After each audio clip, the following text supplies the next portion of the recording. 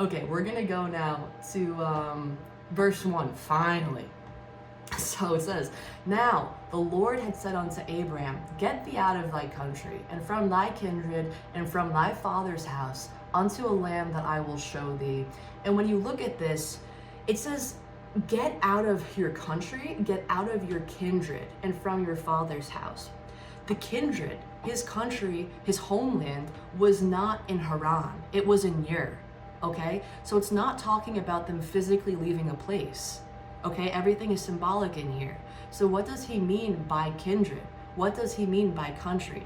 And by that, what he means is all the things in you that you assume are you, your labels. I think Michael Sangler said this really well. He's like, if you take your hand, right, and you chop it off, don't actually do this, okay? This is just an analogy. You chop that thing off and you see it on the ground. That thing was a part of you at one point, right? But you're still you, even without it. So what's that about? You're not the attachments you have to the labels in which you think you identify as, okay? I played soccer for a long time. Would I call myself a soccer player? Sure. But did I exist before becoming a soccer player? Yeah. So who am I, right? I existed before I went to college. I existed before I got into the Bible. I existed before I enjoyed graphic design.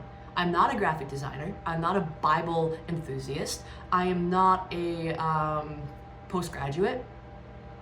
At the core essence of what I am is significantly in the direction, or not just significant, it is what Jesus Christ said. I am that I am. And when you understand I am translates to God. I am is differently than saying we are. We are is plural.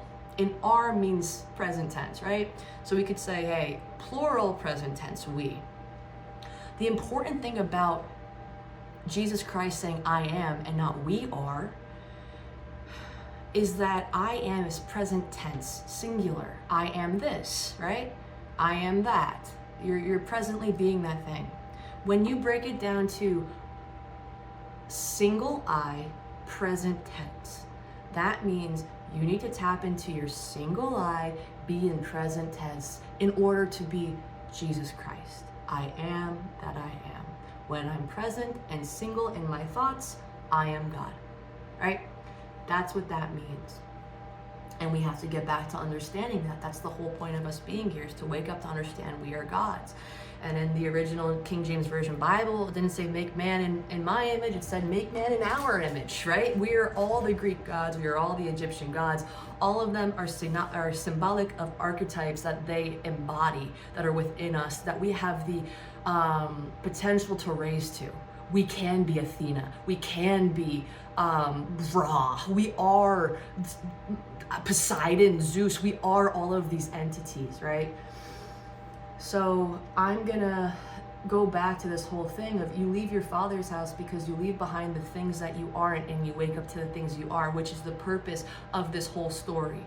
Abram is leaving behind all the things he thought he was, which is his ego, rationale, thoughts, and his labels that he put on himself, to now follow his intuition. And you do that very blindly. You have to tithe the logic, which is the left part of your brain, and the left part of your brain is only 10% of your brain power, while the 90% is actually dormant. If you look at science, at least when I grew up in science class, like, oh yeah, you only have 10% of your brain, then 90% is off. It's just like, what incredible power would create a universe that has these beautiful things that exist, that we call trees and clouds and leaves and water, and he would just make 90% of the human brain dormant. It's like, come on. No, you have to tithe your logic, the left side of your brain, to obtain the right side of your brain, which is your intuition and connection to God. And the more you do that, you turn that 10% turns into 11, turns into 13, turns into 20, then 30, then 40, then 50, then bam, enlightenment. Bam, connection to God. You don't fall asleep, you resurrect, you become Jesus Christ. By the way, Jesus Christ said, what I can do, you can do better.